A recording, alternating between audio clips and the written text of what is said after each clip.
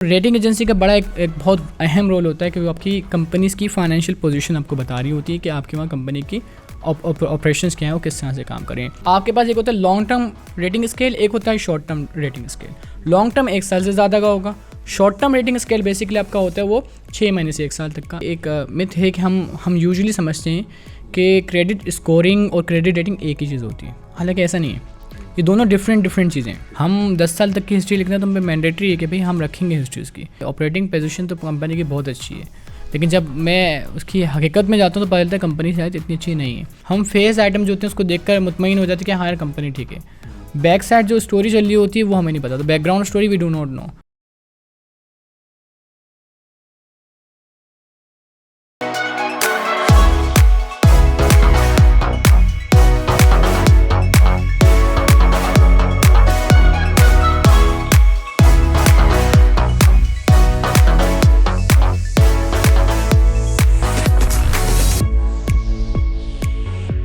जी अस्सलाम वालेकुम and welcome to another episode of Sarmaya Talks. आप लोगों के पैसे किसी बैंक में पड़े हुए हैं या किसी म्यूचुअल फंड में पड़े हुए हैं, इवन किसी ब्रोकर को आपने दिए हुए हैं। ब्रोकर के केस में तो काफ़ी दफ़ा हमने सुना हुआ है कि कुछ ना कोई ब्रोकर जो है वो डिफ़ॉल्ट कर जाता है। इसी डिस्कशन इसी टॉपिक के ऊपर आज हम ये बेसिकली पॉडकास्ट को हमने इसका वो बनाया हुआ है। ऑब्जेक्टिव इसका ये है कि जहाँ पे आप पैसे रख रहे हैं क्या वो एंटिटी ट्रस्टेबल है, क्या वो इतनी स्ट्रॉन्ग है कि खुदा ना खास्ता वो डिफ़ॉल्ट तो ना करे। तो इसके लिए मैंने इनवाइट किया है doctor Jahanzeb Ali, who is direct manager research and analytics at VIS credit rating agency. कैसे हैं आप? जी सर, अस्सलाम वालेकुम। बहुत बहुत शुक्रिया। मैं तो पहले बहुत शुक्रगुज़ार हूँ सर का।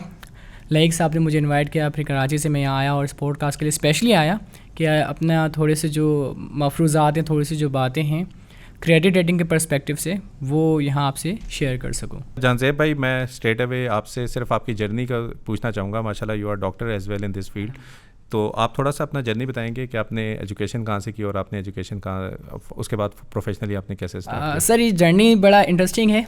एक शख्स मुझे मिला, उसने कहा कि देखो मुश्किल वक्त के टाइम ना आपने घबराना नहीं चाहिए, क्योंकि जो सितारे होते हैं ना वो हमेशा अंधेरे में चमकते हैं।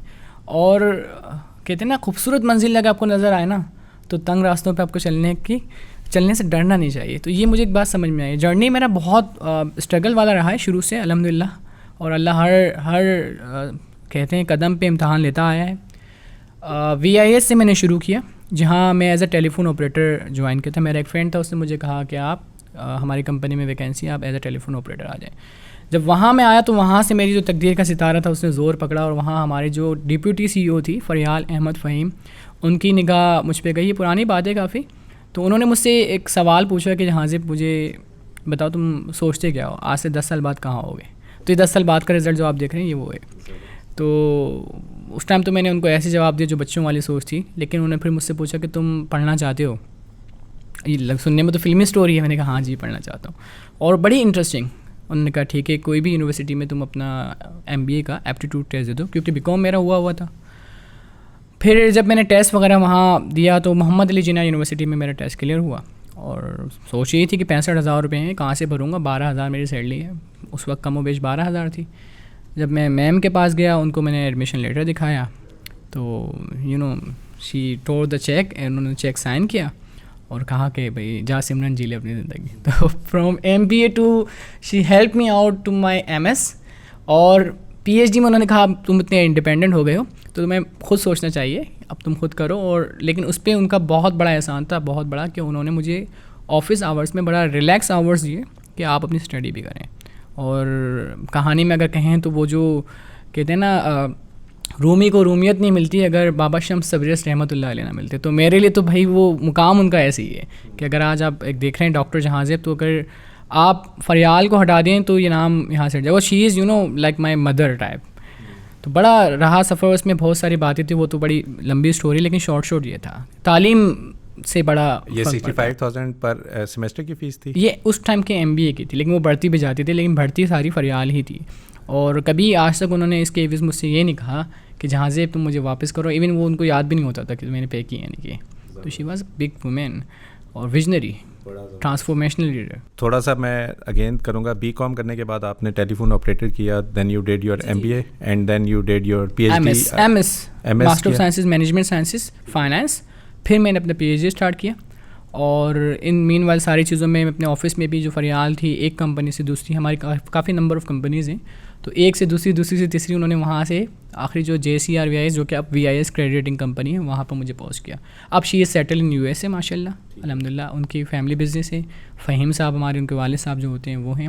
उनके छोटे भाई ने मुझे यहाँ पे स्पॉन्सर करके भेजा है। आप यहाँ पे भी स्पॉन्सर्ड कराची से? जी, Faisal Faheem. I think VIS company का मैं बहुत शुक्रिया अदा करना चाहूँगा। I wanted to do this discussion क्योंकि काफ़ी दफ़ा लोगों की एक जो डिफ़ॉल्ट और वो जो लोगों के पैसे लूज़ हो रहे होते हैं, I think very important to discuss कि आपका पैसा जहाँ पे आप रख रहे हैं सिक्योर है या नहीं है।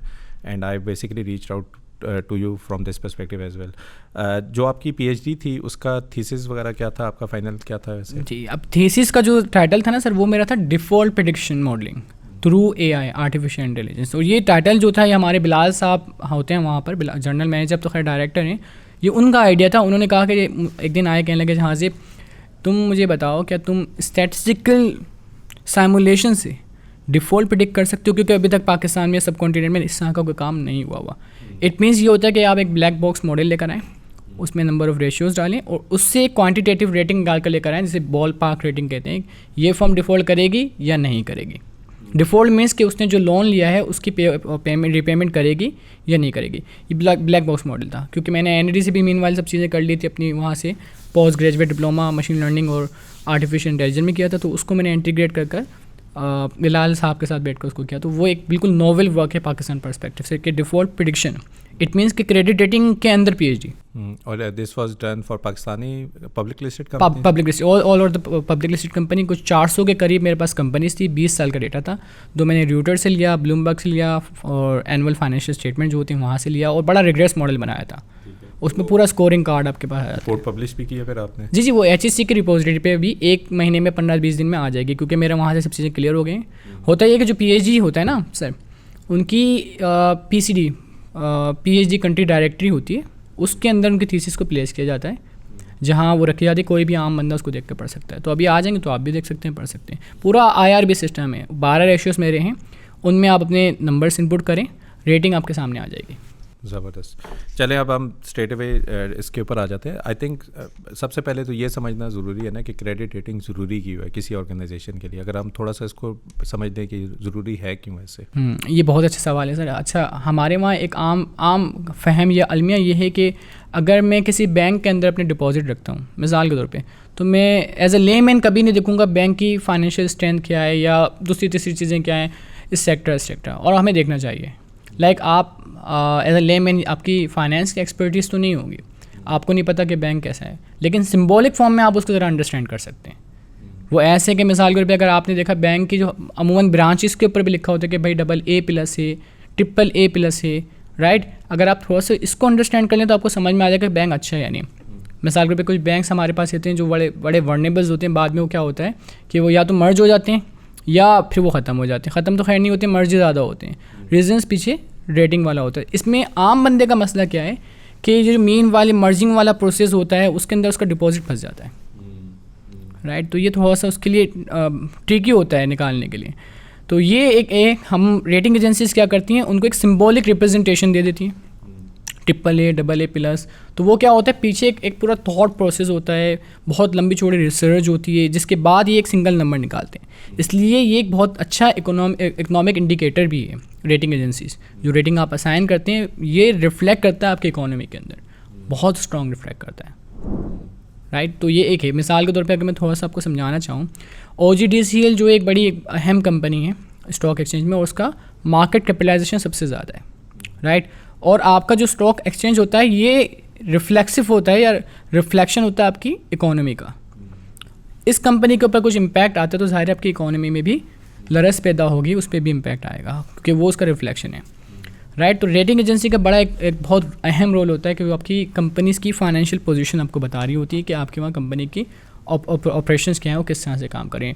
ये तो कंपनी साइड है। बैंक साइड क्या होता है सर, जो डिपॉजिट्स होते हैं ना, अब हमें एक और चीज़ समझना चाहिए कि जितने भी कमर्शियल बैंक होते हैं उनके पास 2 फिड्यूशरी ड्यूटीज़ होती हैं। नंबर 1 कि वो जो उनके पास डिपॉजिट पड़ा हुआ है उससे उन्हें प्रॉफिट जनरेट करना है। ये अल्टीमेट है, क्योंकि बैंक चलता है इससे, प्रॉफिट जनरेट करना है, अपनी जितने भी एक्सपेंसेस वो निकालने, तमाम के तमाम ऑपरेशंस करने, हर चीज़ करनी होती है। ये तो एक साइड है बैंक की जहाँ से आप देखते हैं वो कैसे अपने प्रॉफिट मैक्सिमाइजेशन करें। लेकिन जो सेकंड अहम साइड होता है जिसको हम अक्सर सोचते हैं कि यार ये ज़रूरी है नहीं, they are also custodian to public deposit. अब ये जो वर्ड मैं यूज़ कर रहा हूँ ये बिल्कुल टेक्निकल है कि उनके पास जो पब्लिक का डिपॉजिट पड़ा है वो उसके कस्टोडियन है। इसीलिए बाय लॉ और बाय रेगुलेशन ये है, और ये मैंडेटरी है हर उस इदारे के लिए जिसने पब्लिक से डिपॉजिट लिया है।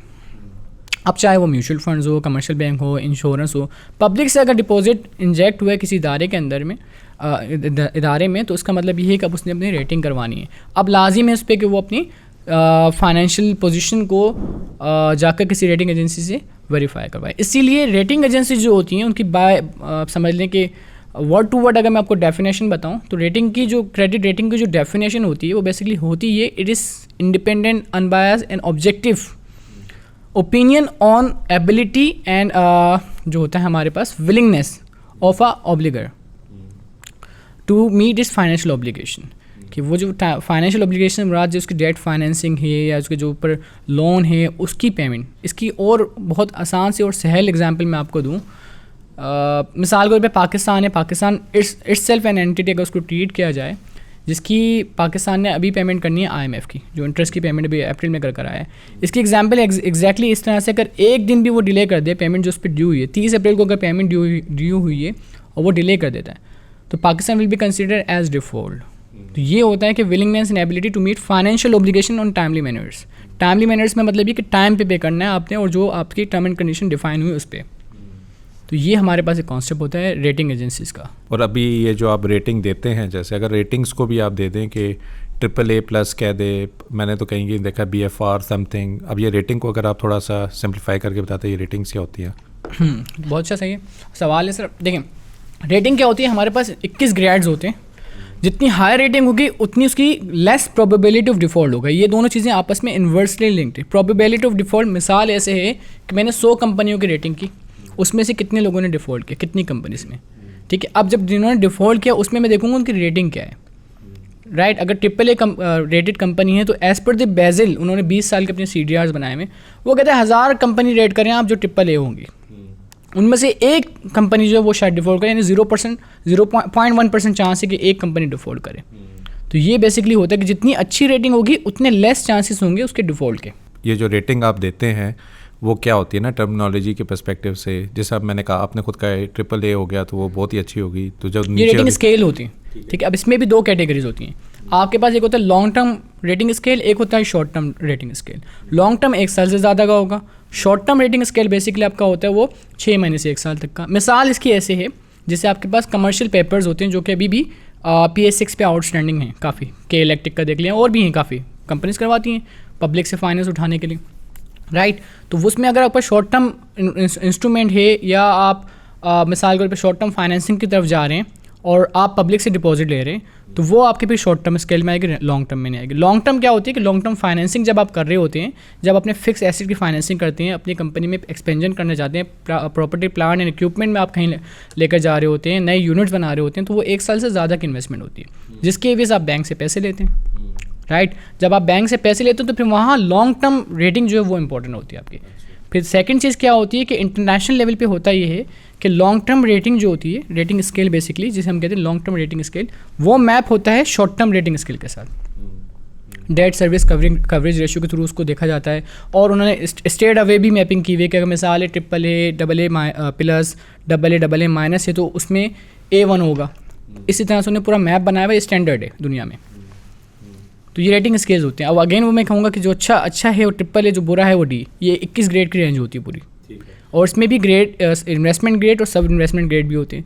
मिसाल है कि वो जो होते हैं वर्नेबल बहुत ज़्यादा आपके पास अगर हैं, जहाँ आपको रिस्क ज़्यादा होगा कि हाँ यार यहाँ इस कंपनी में मसला है, शायद ये अपनी फाइनेंशियल ऑब्लिगेशन मीट ना कर पाए टाइमली मैनर्स में, यानी जो ड्यू हैं उसके पेमेंट्स, वो हमारे पास जो नॉन इन्वेस्टमेंट ग्रेड है वो होते हैं BB+, और जो इन्वेस्टमेंट ग्रेड होते हैं वो BBB- से अबव, यानी 10 ग्रेड इस तरफ है और 10 ग्रेड इस तरफ है आपके पास। आखिरी वाला 21वां होता है वो डिफ़ॉल्ट होता है आपका। ठीक हो गया। और ये ब्रोकरेज में किस तरह अप्लाई होगा? ब्रोकरेज अगर आपके डिपॉजिट ले रहा है for investment from the investor, उनकी एंटिटी रेटिंग होती है। ठीक है, वो किस उसकी क्या बेसिस होती है? वो तो डेट वगैरह पे शायद पर नहीं होगे ना, आप किस तरह रेट करेंगे एक ब्रोकर को? देखें, रेटिंग करने का तो मेथड हमारा यही है, सिंपल सा कि देखें, थोड़ा सा मैं समझा दूँ आपको, इसमें कोशिश करता हूँ और थोड़ा सा एलिब्रेट करना। हमारे वहाँ ना एक कह लें कि एक मिथ है कि हम यूजुअली समझते हैं कि क्रेडिट स्कोरिंग और क्रेडिट रेटिंग एक ही चीज़ होती है, हालांकि ऐसा नहीं है, ये दोनों डिफरेंट चीज़ें हैं। क्रेडिट स्कोरिंग क्या होती है, इसकी एग्जांपल ऐसे ले लें, मैं एक शख्स की रेटिंग कर रहा हूँ, उसकी मैंने क्या स्कोरिंग कर रहा हूँ, उसका मैंने स्कोर कार्ड बनाया, देखा कि भाई इसकी कोई पेमेंट डिफ़ॉल्ट तो नहीं है, कितना कमाता है, कितना भी ये लोन ले रहा है, उसके ऊपर पूरा मैंने एक स्कोर कार्ड डेवलप कर लिया।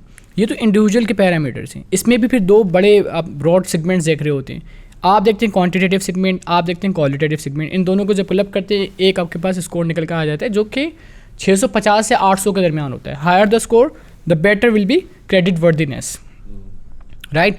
यही आप पूरा जो है मैप लगाते हैं अगर इंडस्ट्रियल कॉर्पोरेट्स के ऊपर, पर पैरामीटर्स यहाँ आप डिफरेंट हो जाते हैं, ठीक है। इंडिविजुअल की तो फाइनेंशियल स्टेटमेंट नहीं होती, यहाँ आपके पास फाइनेंशियल स्टेटमेंट होती है, फाइनेंशियल रेशियोज होती हैं।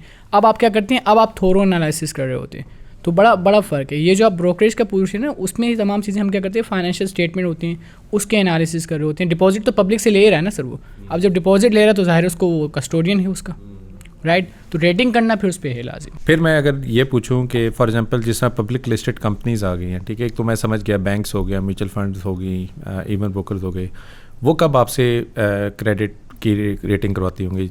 ज़बरदस्त सवाल है, बहुत ज़बरदस्त। अब इसके लिए थोड़ा सा मुझे आपको अकाउंटिंग के अंदर लेकर जाना पड़ेगा। देखिए, अकाउंटिंग में हमारे पास दो साइड होते हैं, एक साइड होता है एसेट का, एक होता है लायबिलिटी एंड इक्विटीज़ का, राइट। मिसाल इसकी ऐसे ले लें कि आपने एक एसेट नया बनाना है, राइट, वो 500-600 रुपये का, 500 रुपीज़ ले लेते हैं मिसाल के तौर पे, राइट। उसके लिए मेरे पास दो ऑप्शन है। मेरे पास खुद तो शायद इतना कैश फ्लो ना हो कि मैं उसके कैपेक्स कर 500 रुपीज़ जमा कर लूँ और उस पर एक अपना जो है PPE प्रॉपर्टी प्लांट इक्विपमेंट की जो भी मेरे पास फंडिंग हो रही है वो कर लूँ, राइट। अगर मेरे पास पैसे कम पड़ने, अब मेरे पास दो ऑप्शन आते हैं, या तो मैं डेट फाइनेंसिंग करूँगा या फिर मैं इक्विटी फाइनेंसिंग करूँगा। इन केस अगर मैं डेट फाइनेंसिंग की तरफ जा रहा हूँ मिसाल के तौर पे, तो मैं जाऊँगा कमर्शियल बैंक के पास। मेरे पास ऑप्शन है कि भाई मैं जाऊँ कमर्शियल बैंक से, वहाँ से कर्ज़ा ले लूँ। अब जब बात कर्जे की आती है ना, तो क्रेडिट रेटिंग का इट्सेल्फ मतलब क्या है, कर्जे की दर्जाबंदी। बैंक आपसे कहेगा कि भाई आप मुझे अपने फाइनेंशियल स्टेटमेंट दें, वो एक इंटरनल रेटिंग निकालेगा आपकी, फिर आपको एक रेट दे देगा कि भाई आपको मैं फाइनेंसिंग तो कर दूँ 500 की, इसके ऊपर इंटरेस्ट रेट होगा काइबोर प्लस 2%, 3%, राइट।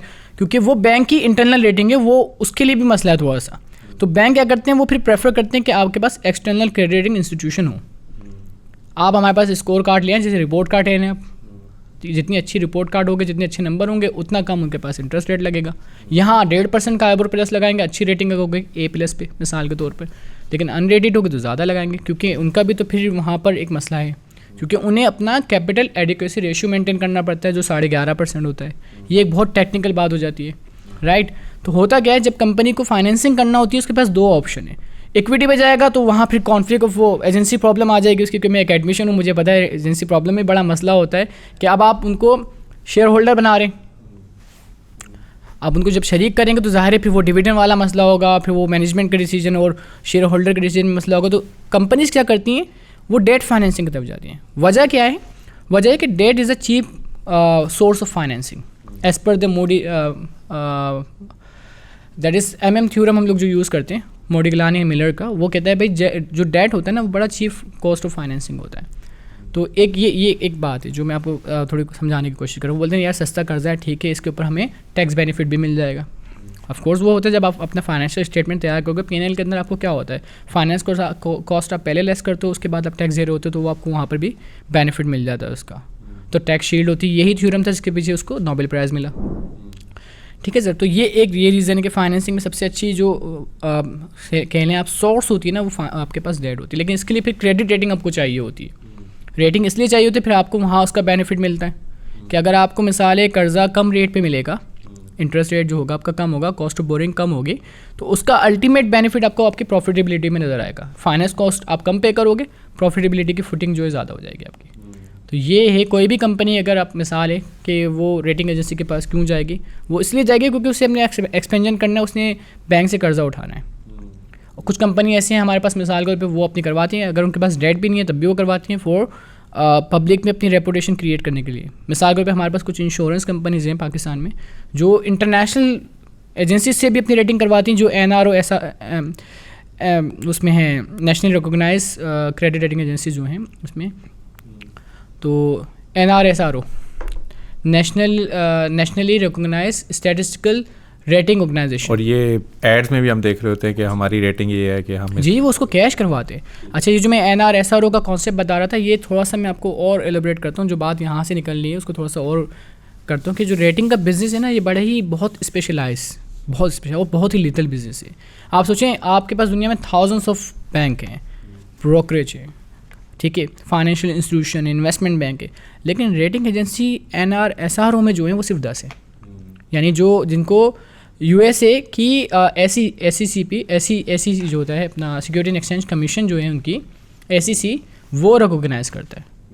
तो जस्ट थिंक अबाउट वंस कि यार इसमें आप कितना रिस्पॉन्सिबल बिजनेस है ये। दैट्स वाई जो कंपनीज होती हैं रेटिंग जो अपनी करवाने के लिए जाती हैं उनके लिए बहुत सारी चीज़ें देखना पड़ती हैं हम लोगों ने। तो अगर मैं थोड़ा सा और इसको वो कर दूं तो बेसिकली एक तो चलो डिपॉजिट्स के लिए ज़रूरी है रेटिंग्स कराना, क्योंकि आपने पैसा लोगों का लिया हुआ है। कंपनीज़ के लिए इसे ज़रूरी है कि उन्होंने डेट लेना है, क्योंकि वो जब तक बैंक के पास डेट लेकर नहीं जाएंगे तो कंपैरेटिवली उनको एक्सपेंसिव रेट्स के ऊपर डेट मिल रहा होगा, ठीक है। और इंश्योरेंस भी मैं मिस कर गया था, लेकिन इंश्योरेंस भी अपनी रेटिंग इसीलिए कराता है क्योंकि वो लोगों के पैसे को आगे custodian of public deposit, yes, हाँ वो भी उस कैटेगरी में आ जाता है। बेहतरीन हो गया। मैं वैसे एक एग्जांपल देना चाहूँगा कि जैसे एक प्राइवेट कंपनी जैसे हमारी कंपनी अगर जाती है बैंक के पास और वो लोन लेने जाती है तो हमारी कोलेटरल के ऊपर डिफरेंट रेट्स के ऊपर लोन मिल सकता है, लेकिन अगर हम पहले आपसे रेटिंग्स करा लेते हैं आपके स्टैम्प की वजह से हमें बेहतर रेट्स के ऊपर और कम लांझे मिलने के बाद हमें रेट्स वो लोन भी मिल जाएगा। Is this correct understanding? नहीं, मेरा ख्याल ये नहीं है, क्योंकि जब आप जाते हैं कमर्शियल बैंक के पास तो वो क्या करता है आपके एक ना रिस्क वेटेड एसिड की कैलकुलेशन RWA की कैलकुलेशन करता है जो नेट ऑफ कोलेटरल होती है। आप चाहे कोलेटरल आप रखवाएं ना रखवाएं, उसके अलावा मिसाल है आपने 100 रुपये का लोन अप्लाई किया है और उसके 20 रुपये आपने उनको कैश डिपॉजिट करवाएं, लाइक कि भाई ये हमारे पास हैं जो हमारे पास एज ए कोलेटरल पड़ा है, या कोई प्रॉपर्टी आपने रखवा दी है, राइट। तो कोलेटरल को वो नेट ऑफ करेगा, 80 रुपये जो पीछे पड़ते हैं उसके ऊपर लगाएगा कि हाँ इसके ऊपर लगाओ आपका रिस्क वेटेड एसिड कितना है, इस पर हम कितना एक्सपोजर ले रहे हैं इसका, तो वो उसके ऊपर होता है नेट ऑफ आपका। तो अगर कोलेटरल की ही वैल्यू 10-100 हो और मैं 20 लेने जाऊँ तो वो दे देगा उसमें कोई इशू? हाँ पहले अमूमन होता नहीं है ना सर ऐसा। अच्छा तो अच्छा नहीं, वैसे मैं उस तरह सोचना चाह रहा था कि वो जब तक कोलेटरल की वैल्यू से कम होगा तो वो net of collateral value, net of collateral value RWA जो कैलकुलेट करते हैं वो इस तरह से कैलकुलेट करते हैं। ठीक हो गया, ज़बरदस्त। एक चीज़ जो हमने देखनी है तो चले आप तो क्रेडिट रेटिंग है तो आप तो रेट करते रहते हैं, आपकी अपनी रेटिंग किस तरह हो रही है? ये बहुत अच्छे सवाल है सर, वो मुझे पता था आप मुझसे ये वाला सवाल तो पूछेंगे। Who rates the rater? जो रेटर होता है उसकी भी तो पीछे कोई अकाउंटेबिलिटी है, कोई ना कोई तो देख रहा होगा उसको। तो बहुत अच्छा सवाल है और बहुत अच्छा इसका जवाब है कि देखिए जो बेज़ल है ना उसमें उन्होंने क्या किया, 20 ईयर्स के CDR कैलकुलेट किए हुए हैं, राइट। इस चीज़ को मेजर करने के लिए सबसे अच्छा मेथड जो होता है, जो हमारे वहाँ अमूमन लोग नहीं देखते हैं, हमारे वहाँ क्या होता है, जो इन्वेस्टर है, ये इन्वेस्टर के पॉइंट ऑफ व्यू से मैं आपको बता रहा हूँ, वो देखता है रेटिंग अच्छी है बस कर दो। नहीं, आपने ये भी देखना होता है कि जो रेटिंग एजेंसी है उसका डिफ़ॉल्ट रेट कितना है, और उसके अंदर भी फर्दर देखना पड़ता है कि कौन से बैंड के अंदर कितना डिफ़ॉल्ट है। बेज़ल ने कहा आपको, जैसे अपनी रेंज बना कर दी है आपको, ये बैंड्स के अंदर रेंज बना कर दी है, ठीक है। बैंड्स मतलब AAA और AAA के बाद जो AA का बैंड है, फिर BBB का बैंड है, फिर BB का बैंड है, उस बैंड्स के अंदर रेंज बना कर दी है कि AAA के अंदर आपके पास 0.1% डिफ़ॉल्ट होगा। फिर उसके बाद सेकंड बैंड में आ जाए, मिसाल है उन्होंने कहा भाई 0.8% डिफ़ॉल्ट होगा, यानी 1000 में से 1 कंपनी, फिर 1000 में से 8 कंपनी। जैसे जैसे आप बैंड नीचे जाते रहेंगे, नोचेस डाउन करते रहेंगे, कम बैंड में आते रहेंगे, ऐसे ऐसे डिफ़ॉल्ट की परसेंटेज बढ़ती रहेगी। हर बैंड की एक अलग परसेंटेज है। और आपकी कंपनी जब मिसाल है आपने 500 रेटिंग कर दिया, आउटस्टैंडिंग आपके पास है, अब आप उसको मैप करेंगे, भाई आप स्ट्रेस टेस्टिंग कर रहे हैं, आप देख रहे हैं कि भाई कितनी कंपनियों ने डिफ़ॉल्ट किया, उन बैंड्स के अंदर कितना डिफ़ॉल्ट है आपका, उसी परसेंटेज को आप डिफरेंस निकाल कर देखेंगे कि भाई आपका कितना है और बेज़ल की गाइडलाइन में कितना है। अगर आपका डिफ़ॉल्ट ज़्यादा होता है, मिसाल है बेज़ल कहता है कि आपके पास AAA में 0.1% कंपनी डिफ़ॉल्ट करेंगे, लेकिन आपके पास इत्तफाक ऐसा हो गया कि आपके पास 1000 में से 5 कंपनी ने डिफ़ॉल्ट कर दिया। अब ये आपके लिए मसला है। ये बताते हैं कि हु रेज द रेटर, इसका मतलब आपकी रेटिंग के अंदर मसला है जो आपने रेटिंग क्लासीफाई की। ऐसा कभी भी नहीं होगा कि हमारी जो कंपनी VIS है वो ऐसी किसी को बोलते भाई तुम AA हो, तुम AAA+ हो, इस तरह से नहीं। हमारे पीछे बहुत बड़ी थोरो स्टडी थॉट प्रोसेस होता है। हम क्या करते हैं, हम अपनी वेबसाइट पे लगाते हैं अपने यूज़र स्टेक होल्डर्स के लिए कि भाई हमारी डिफ़ॉल्ट स्टडी आप इसको देखें। और ये हमारा अभी तक का चैलेंज है कि ये पूरे सब कॉन्टिनेंट इंडिया, पाकिस्तान, बांग्लादेश, श्रीलंका, इसमें सबसे ज़्यादा डिटेल एंड कॉम्प्रिहेंसिव जो डिफ़ॉल्ट स्टडी वो पाकिस्तान की हमारी कंपनी की भी है इसकी। तो ये वो वाला सवाल है कि हम हमेशा इस चीज़ पे बड़ा कंसर्न रहते हैं, कंजर्वेटिव अप्रोच यूज़ करते हैं। मिसाल है, अगर कोई क्लाइंट हमें कहता है कि भाई हमें अच्छी रेटिंग दो, अल्लाह हाफिज़ भाई, ऐसा नहीं, क्योंकि हम लोग बड़े ही इसमें सीरियस हैं। बहुत सारे इसके रीज़न हैं। एक तो ये कि हम अभी मिसाल है किसी को अगर रेटिंग देते हो, कल को डिफ़ॉल्ट कर जाए तो पब्लिक का हम पे जो ट्रस्ट है ना वो हट जाएगा। और हमारा तो स्लोगन ये है, ट्रस्ट, ट्रांसपेरेंसी एंड इंडिपेंडेंस। ये हमारा स्लोगन है, बाय द वे कंपनी का इट्सेल्फ स्लोगन है। तो ये बड़ा मैटर करता है कि आप जो रेटिंग दे रहे हैं वो कितनी ट्रांसपेरेंट है। और यही मेन पर्पस होता है क्रेडिट रेटिंग कंपनीज़ का किसी भी कंट्री के अंदर। आपने क्या करना पड़ता है, इन्फॉर्मेशन असिमेट्री जो है ना उसको ख़त्म करना पड़ता है। डिपॉजिटर और लेंडर के दरमियान जो है दोनों को बराबर इन्फॉर्मेशन होना चाहिए। इन्फॉर्मेशन मैटर करती है। तो ये जो आप बेज़ल की गाइडलाइन है सर, ये आपका असल में वो होते हैं यार्ड स्टिक या पैरामीटर जो बताता है कि जो रेटिंग एजेंसी वो कितनी अच्छी है। पाकिस्तान में इस टाइम पे तो 2 क्रेडिट रेटिंग्स जो मेरे नॉलेज में ये 2 ही हैं। एक तो VIS है, दूसरी का मुझे नहीं पता।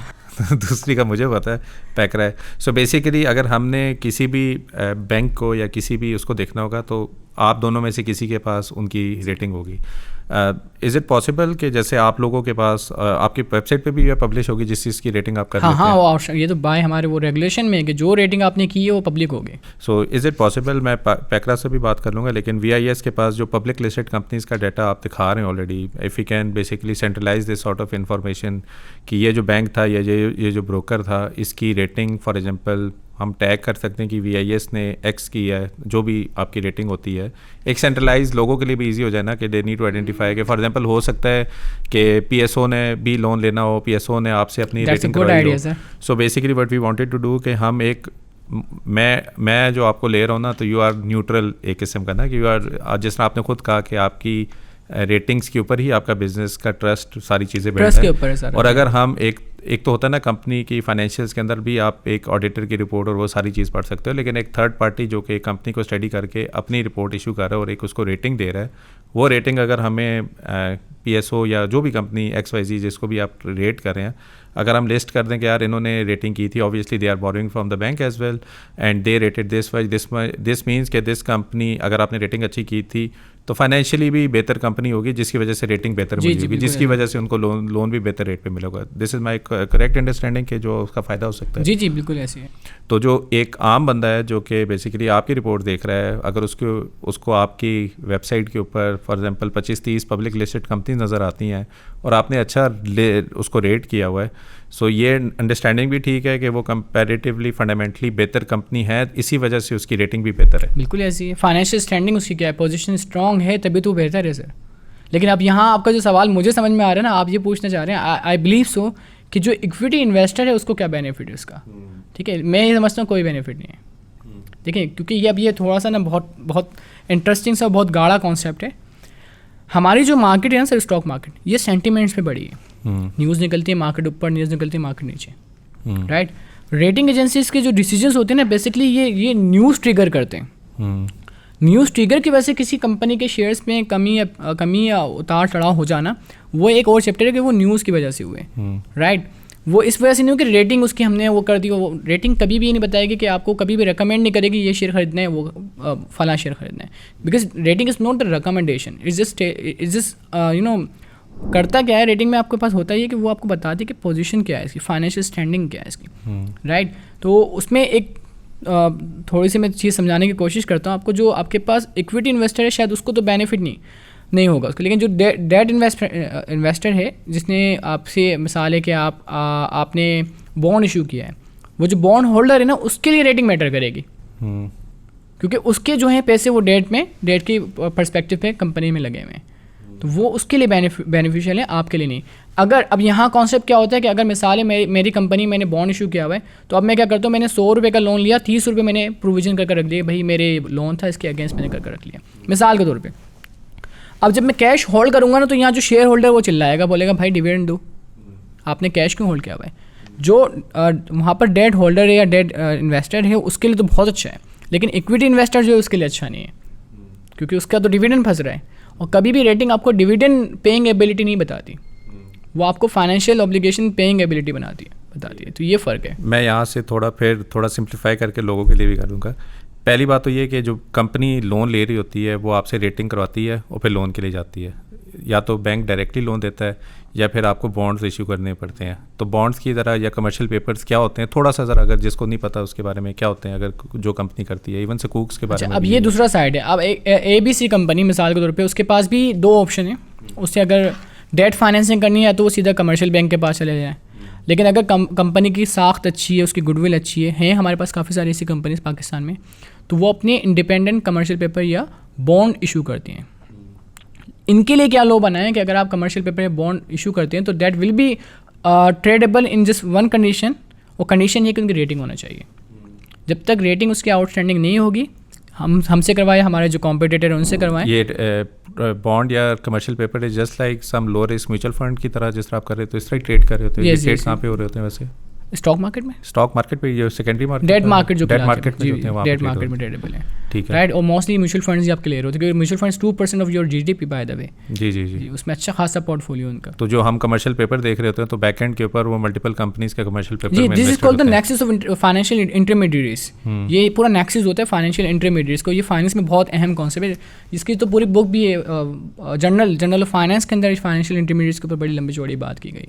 तो ये जो हमारे पास बॉन्ड इशू होता है, ये रेटिंग के बिना इशू नहीं हो सकते, तो बाय लॉ है। और वैसे मैं अगर पूछना चाहूँ कि कमर्शियल पेपर या बॉन्ड्स या डायरेक्टली बैंक से कैश में डेट लेना, इन तीनों में क्या डिफरेंस होगा ना? क्या डिफरेंस क्या होता है? फ़र्क है, काफ़ी फ़र्क है। अगर मैं बैंक के पास जाऊँगा, उससे लोन लूँगा, तो बैंक जो मुझे चार्ज करेगा, राइट, उसकी जो शराय सूद या इंटरेस्ट रेट होगा वो ज़्यादा होगा। ठीक है, राइट। लेकिन अगर मैं अपना जो है मिसाल के तौर पे अगर इंस्ट्रूमेंट इशू करता हूँ, TFC, सुकूक, बॉन्ड, तो उसके ऊपर जो मुझे परसेंटेज मिलेगी वो कम होगी। क्योंकि मिसाल ऐसे होता है दोनों में, होता है 2% 3% का डिफरेंस। मिसाल ऐसे अगर मैं मिसाल के तौर पे डिपॉजिट बैंक के पास रखता हूँ तो बैंक मुझे मिसाल के तौर पे 14% 15% देता है। ठीक है।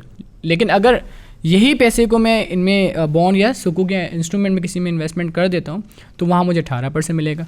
वहाँ उनके पास 4% का डिफरेंस आ जाएगा। बैंक से वो 23% पे ले रहे हैं, लेकिन इंस्ट्रूमेंट को ठीक है वो मिसाल के तौर पे 4% 5% कम में दे रहे हैं। तो डिस्काउंटिंग वाला कॉन्सेप्ट और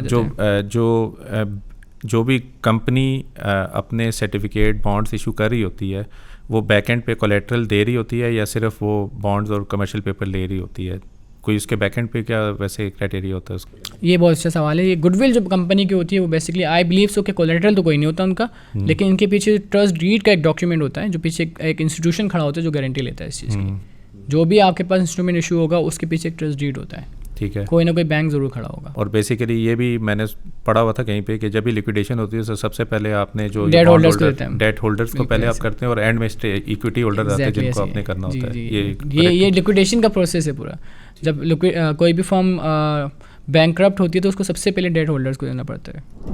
अच्छा, अब आपने एक बात की थी उसको मैं यहाँ पे करूँगा। देखिए, मैं आपकी रिपोर्ट को इसलिए नहीं देख रहा, दिस माइट बी ट्रिगर कि मैंने कंपनी बाय करनी है, लेकिन एज एन इक्विटी होल्डर मैं आपकी रिपोर्ट को इस तरह देख रहा हूँ कि आपने एक न्यूट्रल पर्सपेक्टिव दी है और आपने फाइनेंशियल जो भी उनकी होल्डिंग की जो भी कंडीशन थी उसकी बेस पे आपने एक रेटिंग दी है। स्ट्रेंथ एंड वीकनेसेस के ऊपर बना कर देखिए, मेरे लिए अनफॉर्चुनेटली पाकिस्तान में पहले तो कंपनी के फाइनेंशियल स्टेटमेंट में कोई नहीं जाता, लेकिन अगर मुझे आपकी रेटिंग से समझ आ जाती है ये फॉर एग्जांपल अच्छी कंपनी को आपने रेट दिया हुआ है जिसकी वजह से उनको कोई बेनिफिट मिला हुआ है, so this will be a good company for me as well in terms कि आपने रेट उसको अच्छा किया हुआ है। क्योंकि आप एक न्यूट्रल पर्सपेक्टिव से कंपनी को देख रहे हैं और आप तो खैर उसकी इस चीज़ की प्रोबेबिलिटी को देख रहे हैं कि क्या वो डेट दे सकता है नहीं दे सकता। ऑब्वियसली वो कैश जनरेट करेगा तो डेट देगा ना, वो वैसे ही तो अपनी गुडविल के ऊपर तो नहीं दे रहा होता।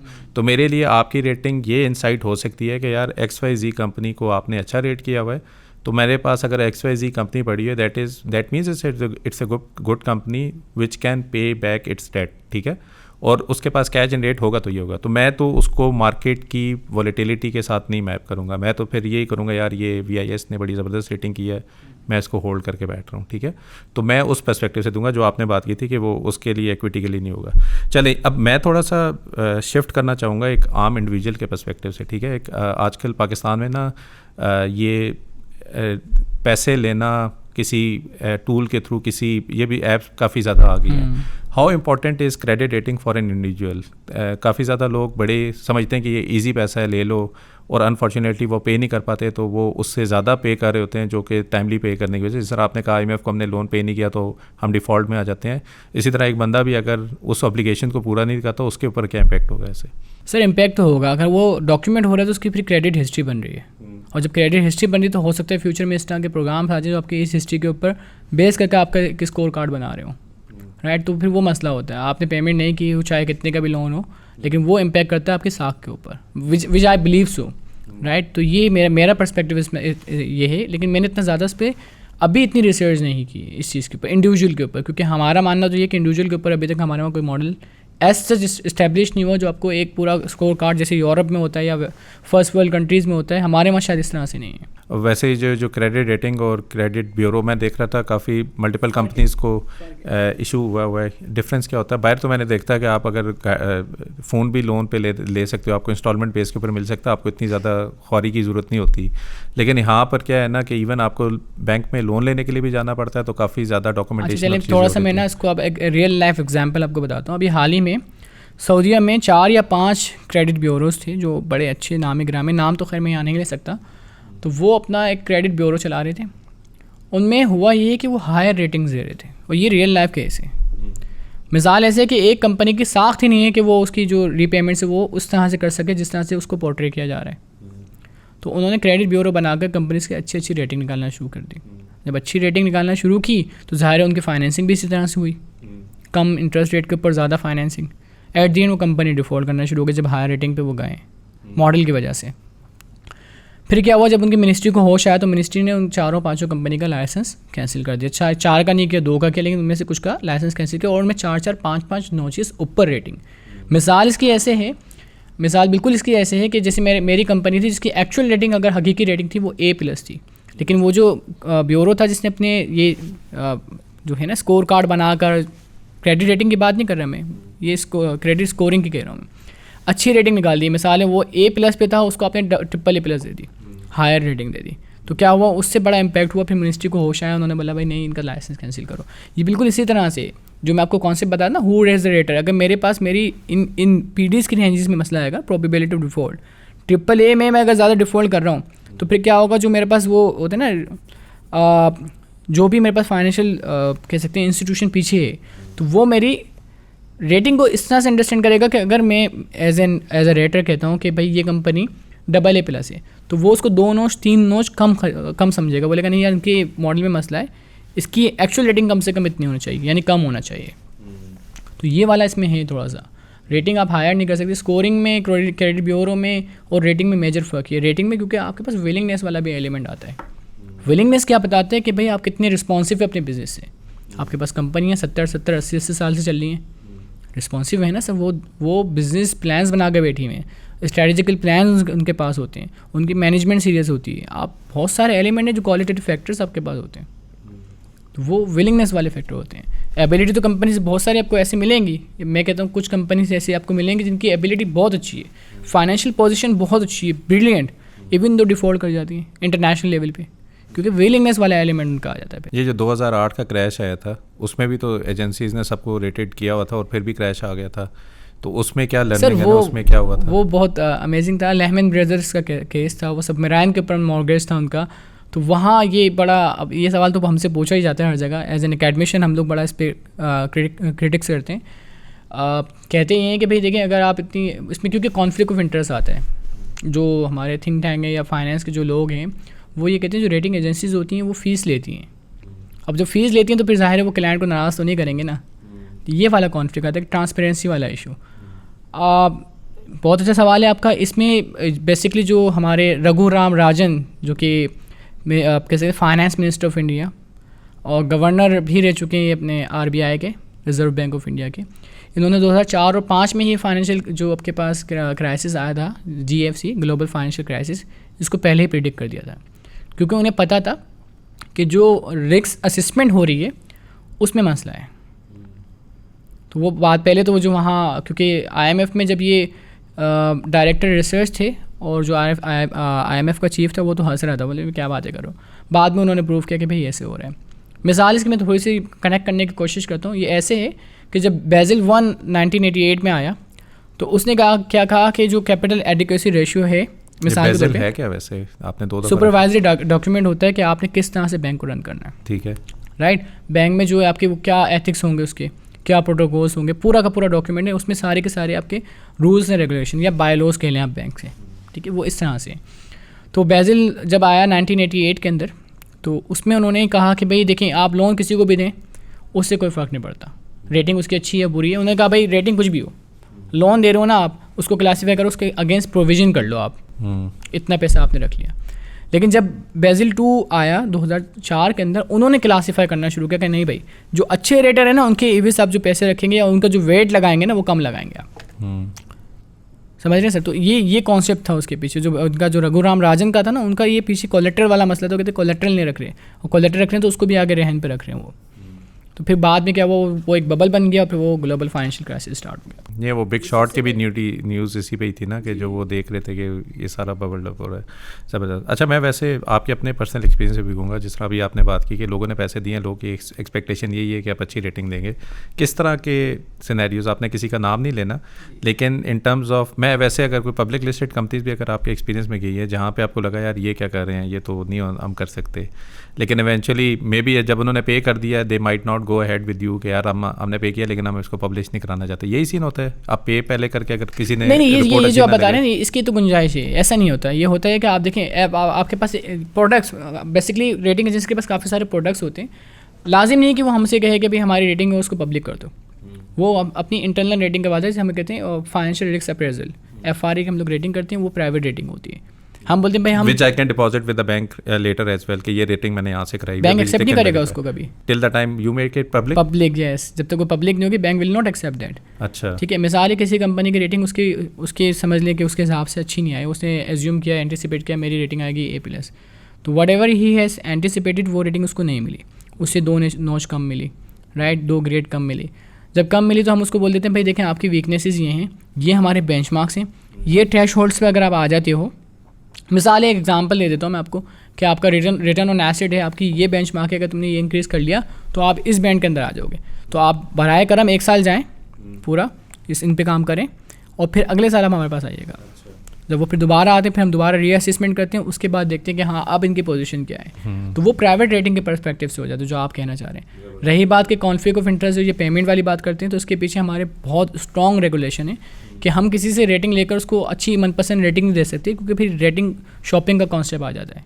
क्योंकि हमारा हर साल, हमारा या जो भी रेटिंग एजेंसी दूसरी है उसका हर साल SCCP के जो इंस्पेक्टर होते हैं वो आकर इंस्पेक्शन करते हैं, और बड़ा ही स्ट्रिक्ट उनका इंस्पेक्शन होता है, और पढ़े लिखे लोग, सही CFA क्वालिफाइड, एक्सपीरियंस 10 साल का, ऐसा नहीं कि मतलब कोई आम बंदा हो, ठीक ठाक होते हैं फाइनेंस के खिलाड़ी। तो वो इंस्पेक्शन करते हैं, वो सब ये चीज़ें देखते हैं कि इस तरह तो कोई है नहीं। और इवन कि हम हर क्वार्टर पे इनकी रिपोर्टिंग भी कर रहे होते हैं। तो हमारे पे बड़ी स्ट्रिक्ट रेगुलेशन है। हमारा रेगुलेटर SCCP भी है, हमारा regulator state bank of Pakistan भी है। ठीक है, वो दोनों आपको बड़े क्लोजली देख भी रहते होंगे आप क्या कर रहे हैं। ठीक हो गया। और वैसे अगर कोई सिनेरियो जो आपको जहन में आता हो, कोई ऐसा यूज़ केस, अगर मैंने वैसे देखना हो कि किसी कंपनी में रेड फ्लैग्स अगर देखने हो, आप किस तरह देखते हैं ना कि ये कंपनी कंपैरेटिवली फाइनेंशियली वीक है? हाँ, तो वो आप इन्वेस्टमेंट और नॉन इन्वेस्टमेंट ग्रेड से देख सकते हैं। ठीक है, इन्वेस्टमेंट ग्रेड ये होता है कि आपके BBB- माइनस से जितनी ऊपर रेटिंग है वो आप समझ लें कि हाँ ठीक है, लेकिन जब वो BBB+ पे आ जाए तो वो रेड फ्लैग है आपके लिए, अब मुसीबत है वो। BBB और BBB+ में क्या डिफरेंस है? नॉचेस का फर्क होता है, बैंड चेंज हो जाएगा, एक तो बैंड का फर्क है, ऊपर से नीचे BBB+ 1 से लेकर 10 तक आप आएंगे तो वो आपके पास। मैं वैसे कह रहा हूँ BBB+ अच्छी चीज़ है कि BBB नेगेटिव अच्छी चीज़ है? BBB नेगेटिव अच्छी चीज़ है। अब मैं यही तो पूछ रहा हूँ कि जो रेटिंग आप करते हैं उसके लिए आपको स्केल समझना पड़ेगा। स्केल में हर एक नंबर के आगे डेफिनेशन है। लाइक हमारा AAA से स्टार्ट होता है, ठीक है, और D पे खत्म होते हैं, 21 ग्रेड बनते हैं आपके। मेरे ख्याल में तो D बहुत नेगेटिव होगा। हाँ, और D A से ऊपर अच्छा होगा। जी जी, इन्वर्स है बिल्कुल। अब ये A नेगेटिव आएंगे, जैसे पाकिस्तान की रेटिंग है BBB+, मैं तो BBB+ को पॉजिटिव समझ रहा था, आप कह रहे हैं वो कम है। नहीं, ऐसा नहीं कम। तो ये BBB+ और BBB नेगेटिव, इस तरह AA+ और AAA नेगेटिव या AA नेगेटिव भी होगा? जी, हर इसमें जो है अल्फ़ाबेट्स जो मैं आपको बता रहा हूँ, सिंबल इनमें 3 होते हैं। ठीक है, सिवाय ऊपर का जो ट्रिपल है उसमें और D में।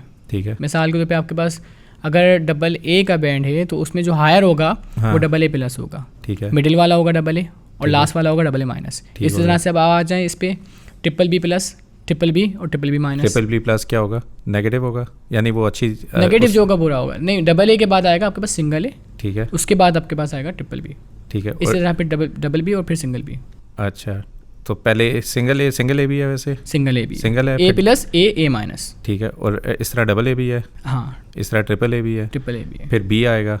ट्रिपल ए नहीं है, ट्रिपल ए का एक ही है, ट्रिपल ए दो ही होंगे, फिर बी आएगा। तो वो बेसिकली आप हर लेवल के ऊपर देख रहे हैं ये कंपनी किस लेवल पे कर रही है, प्रोबेबिलिटी ऑफ डिफॉल्ट, और उसके अंदर भी आपने बेंचमार्क्स दिए हुए हैं कि जो नेगेटिव वाली साइड पे जाएगी वो अच्छी है, जो पॉजिटिव साइड पे जाएगी वो नेगेटिव है, ठीक है। और इसी तरह जितनी नीचे जाएगी उसकी डिफॉल्ट के चांसेस ज़्यादा हैं, और वो उस लेवल में लेफ्ट राइट पे कहाँ पर है, अगर वो पॉजिटिव साइड पे है तो और ज़्यादा है, और नेगेटिव साइड पे तो अच्छा है। इसकी एग्जांपल आप पाकिस्तान से लेकर चले ना सर, पाकिस्तान की ट्रिपल बी प्लस है आपकी एज पर S&P, ठीक है, ठीक है। S&P कहते हैं, स्टैंडर्ड एंड पुअर कहते हैं ट्रिपल बी प्लस। हमारी रेटिंग डेफिनेशन जो पाकिस्तान की है या हमारी रेटिंग एजेंसी जो समझती है, ये हम समझते हैं कि नियर टू डिफॉल्ट है, इमिनेंट डिफॉल्ट, ठीक है, कि अब कभी भी डिफॉल्ट हो जाए। ये तो अब आपने नया टॉपिक छेड़ दिया, इस पे मैं आराम से आता हूँ। अब मैं वैसे Pakistan is on the verge of default, Pakistan is on verge of default, तो वो तो फिर IMF की पेमेंट आ जाती है, या आपके जो दूसरे अपने लोन्स दिए उसकी पेमेंट के ऊपर आ जाते हैं, वो एक और चैप्टर है। लेकिन रेटिंग पीछे होती है, आपकी सॉवरन रेटिंग कहलाती है, कंट्री की रेटिंग। ठीक हो गया। सो बेसिकली अगेन मैं कंपनी पे पहले आ जाऊँ, तो कंपनी के ऊपर जब आपने बताया कि ये इस लेवल के ऊपर है, सो दैट मीन्स कि वहाँ पे आपको समझ आ गई कि ये क्या है, ठीक हो गया। अच्छा, अब आपने IMF की बात की, IMF का आ जाना भी एक रेटिंग एजेंसी में पॉजिटिव देता है, और पाकिस्तान की जो रेटिंग ट्रिपल बी प्लस है जो डिफ़ॉल्ट के करीब है, हिस्टोरिकली या ये वर्स्ट केस में ही नज़र आई है, या इससे बेहतर, इससे भी वर्स्ट हम कहीं पे गए? इससे बेहतर हुई है, इम्प्रूव हुई थी कुछ टाइम पहले, 18 में आई गेस इम्प्रूव हुई थी। उसके बाद फिर ज़ाहिर है हमारे पास पॉलिटिकल टर्मोइल जो हुआ, उसके बाद हमारी। और ये रेटिंग इन मुल्क की कौन करता है? ये हमारे पास जो बिग 3 कंपनीज हैं, मूडीज, फिच एंड S&P, हमारे पास इवन कि हमारी जो इंटरनेशनल, तीनों का आउटलुक एक ही होता है? नहीं, सबकी रेटिंग स्केल भी थोड़ा माइनर सा फर्क है, माइन्यूट सा। सबसे ज़्यादा किसको फॉलो करते हैं हम वैसे? आप एज अगर आप हिस्ट्री लेकर चलेंगे तो फिर मूडीज नंबर 1 है, क्योंकि 1905 में वो बन गई थी। मूडीज के केस में पाकिस्तान की क्या रेटिंग है?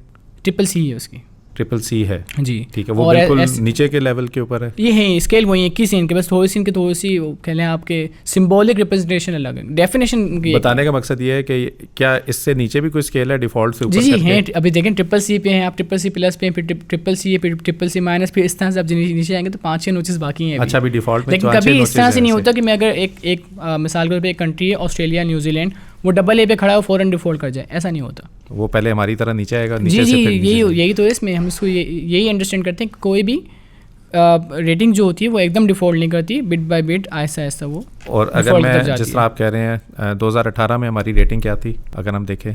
हम लोग मुझे जहाँ तक याद पड़ता है हम लोग बी में खड़े थे, बी बैंड में थे। बी बैंड में थे। और हिस्टोरिकली सबसे बेहतर रेटिंग हमारी कब होगी? डबल बी पे थी। वो कब थी? 90s के टाइम में थी, 1998 और 7 के टाइम में।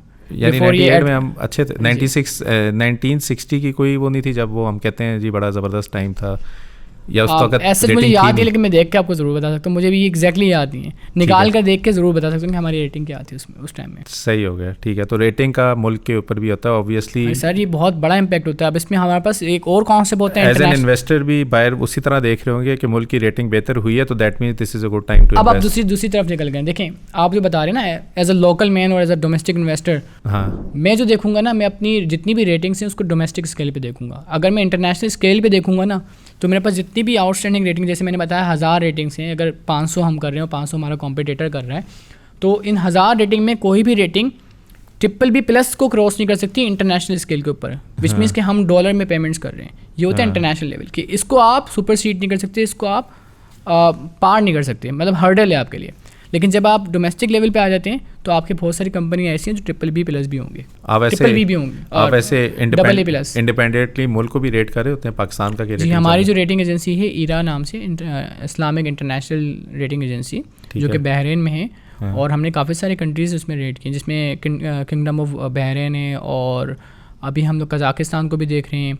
ठीक है, काफ़ी सारे कंट्रीज जो हमारे उसमें हैं जो हम कर रहे हैं, 4-5 कंट्रीज तो हम लोग कर चुके हैं। और ये इराक को भी देख कर आए अभी, कंट्री लेवल पे होता है, कंट्री लेवल पे करते तो हैं। इसमें फिर IMF आपकी रिपोर्ट भी देख रहा होगा कि बात है सर, कंट्री रेटिंग में ये किस तरह इसको कर रहे होते हैं, और उसमें आप रिकमेंडेशन भी दे रहे होते हैं कि इस मुल्क में फॉर एग्जांपल एक्सपेंडिचर कम कर दो, रेवेन्यू ज़्यादा कर दो, जो IMF जिस तरह में ऐसी रिकमेंडेशन तो सर वो नहीं, हम लोग बता देते हैं कि भाई ये वीकनेस है, ये स्ट्रेंथ है आपकी, राइट।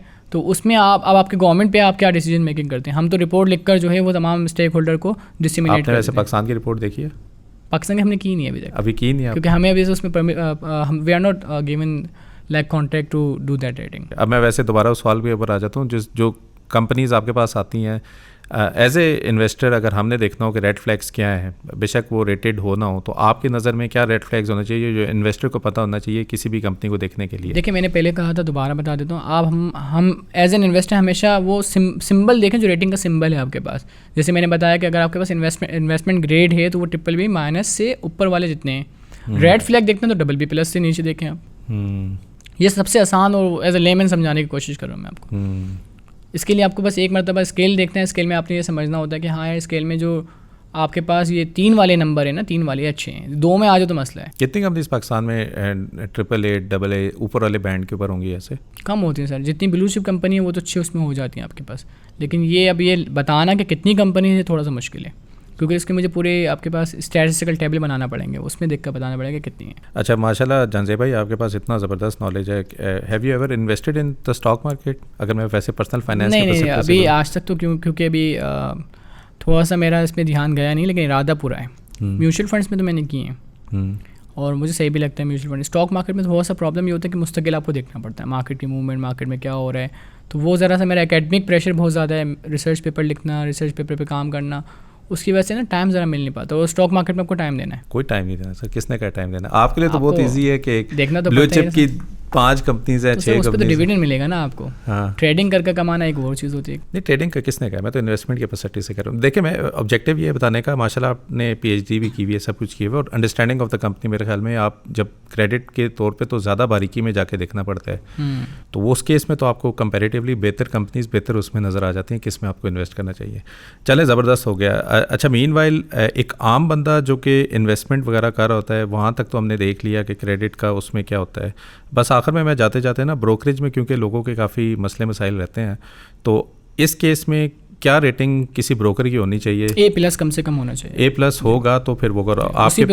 आपके पास जो ब्रोकरेज जो कर रहे होते हैं, इसकी भी रेटिंग आपकी वेबसाइट वगैरह पे आउटस्टैंडिंग है हमारे, बिल्कुल ऐसी है। ठीक है। मैंने वैसे मैं इनिशियली समझा था शायद पाकरा ही सिर्फ करता है, मैंने आपकी उसको डिटेल में नहीं देखा, लेकिन VIS के ऊपर क्या आप हिस्टोरिकली किसी भी कंपनी या ब्रोकरेज है उसकी आप ट्रेंड भी रख रहे होते हैं कि ये पहले? जी हिस्ट्री बनी होगी, वो तो हम 10 साल तक से हिस्ट्री नहीं मिटा सकती हमारी। मैंने कहा ना, हमारी रेगुलेशन बहुत स्ट्रिक्ट है।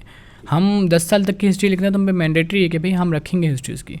दूसरी जो आप कह रहे हैं कि आपको शायद पता नहीं था कि कौन कौन सी रेटिंग एजेंसी पाकिस्तान में, तो सर ये तो थोड़ा सा ना, मुझे सॉरी टू से दिस कि हमारे वहाँ थोड़ा सा मसला है पाकिस्तान में। मैं यूनिवर्सिटीज़ में जाता हूँ जहाँ मेरे गेस्ट स्पीकर सेमिनार होते हैं अल्हम्दुलिल्लाह, तो वहाँ और काफ़ी जगह मैंने देखा है ऐसा कि कोर्स आपका फाइनेंस का इलेक्टिव, मिसाल के तौर पे आप पढ़ा रहे हैं एनालिसिस ऑफ फाइनेंशियल स्टेटमेंट, मैं समझता हूँ ये पूरा कोर है रेटिंग के ऊपर, क्योंकि रेटिंग जो होती है फाइनेंशियल स्टेटमेंट एनालिसिस ही की बेसिस पे हो रही होती है सारी। अब उन स्टूडेंट्स का जिनका फाइनेंस का इलेक्टिव है एनालिसिस ऑफ फाइनेंशियल स्टेटमेंट, और वो कोर्स का समझ लें 75% हिस्सा कर चुके हैं। अब जब उनसे पूछो कि यार आपको पता है क्रेडिट रेटिंग क्या होती है, वो कहते हैं ये तो नहीं पता हमें। तो हमारे वहाँ एकेडमिया में भी बड़ा मसला है कि हम लोग क्रेडिट रेटिंग पढ़ाते ही नहीं है। बड़ा फुकदान ये है कि हमारे स्टूडेंट को पता ही नहीं होता क्रेडिट रेटिंग क्या चीज़ होती है। स्टूडेंट्स की बात करो, मैं आम इंसान की नहीं, जिसका फाइनेंस का इलेक्टिव है उस बेचारे को भी नहीं पता होता। हमारे वहाँ एक करिकुलम में ये चीज़ है ही नहीं। हमें तो चाहिए कि हम कम से कम 1 या 2 क्रेडिट आवर्स क्रेडिट रेटिंग का रखें इलेक्टिव कोर्सेज़ के अंदर। जैसे आपके पास एक FRM का कोर्स होता है, ये होता है फाइनेंशियल रिस्क मैनेजमेंट के नाम से।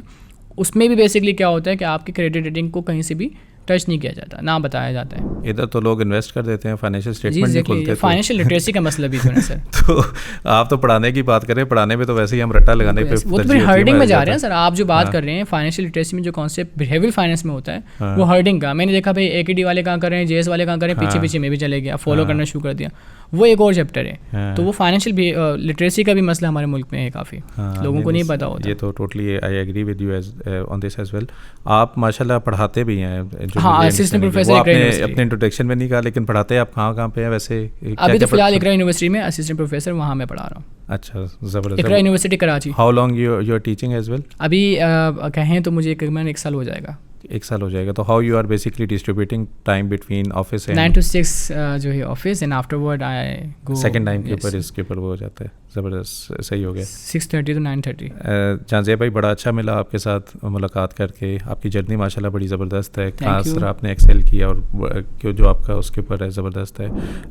मैं मोस्ट प्रॉब्ली इंशाल्लाह आपसे टच बेस करूँगा। आई थिंक एक ही सेंट्रलाइज जगह होनी चाहिए जहाँ पे हर पब्लिक लिस्टेड कंपनीज अगर वो रेटेड है, या ब्रोकरेज अगर वो रेटेड है, या बैंक अगर रेटेड है, तो लोगों की अंडरस्टैंडिंग के लिए इवन लोगों को ये भी नहीं पता होता कि BBB नेगेटिव इज़ गुड या BB पॉजिटिव इज़ बेटर। तो अगर हम थोड़ा सा ना फाइनेंशियल लिटरेसी के पर्सपेक्टिव से ही कि एक आम बंदे को हम सिर्फ बता दें कि ये रेटिंग क्या होती है और ये कंपनी और ये नीचे रेटिंग नज़र आ रही है, आपके लिए ये रेटिंग बहुत इंपॉर्टेंट है जब आप कंपनी को कर रहे होते हैं। पाकिस्तान स्टॉक मार्केट में भी कुछ ऐसी कंपनियां ना जो कि P&L पे तो बड़ा ज़बरदस्त नज़र आता है, प्रॉफिटेबिलिटी कर रही होती हैं, लेकिन अगर उनकी कैश जनरेटिंग का आप पीछे से देखते हैं तो वो नज़र ही नहीं आता।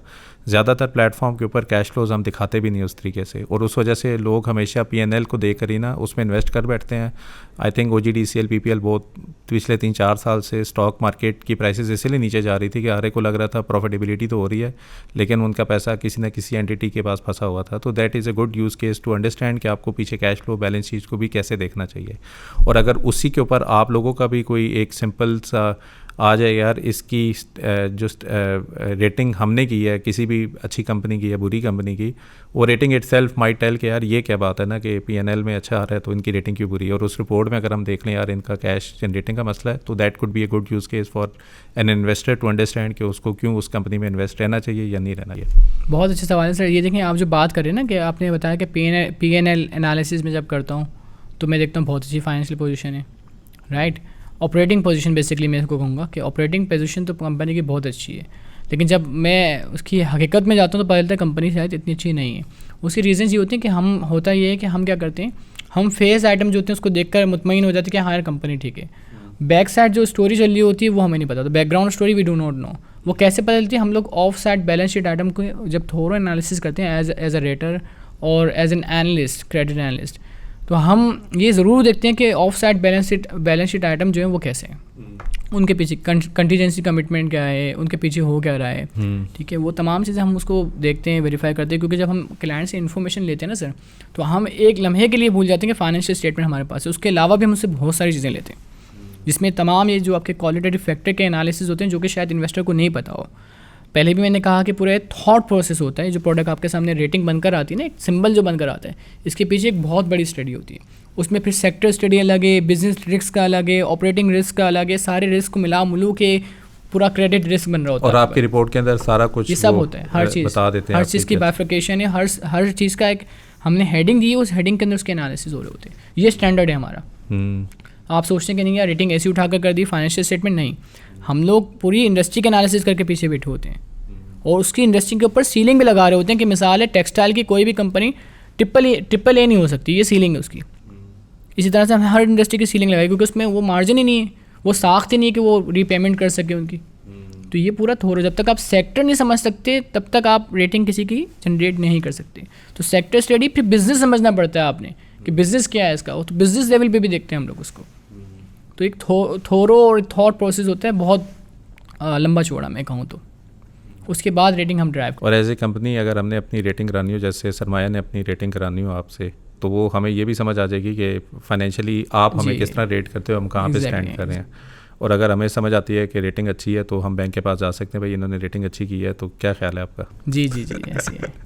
चले, ज़बरदस्त हो गया sir. I think it was great discussion.